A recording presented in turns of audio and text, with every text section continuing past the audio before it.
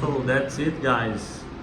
It arrived, the Wi-Fi from Intel, and I just made it all through the lateral door of Pandora, and I also have bought this connection, so I don't need to use this directly on this desk. So now I can have Wi-Fi on it, and that's it. It was not so easy because it came with the brackets. If someone need, just send me a message and I give you the link of the AliExpress.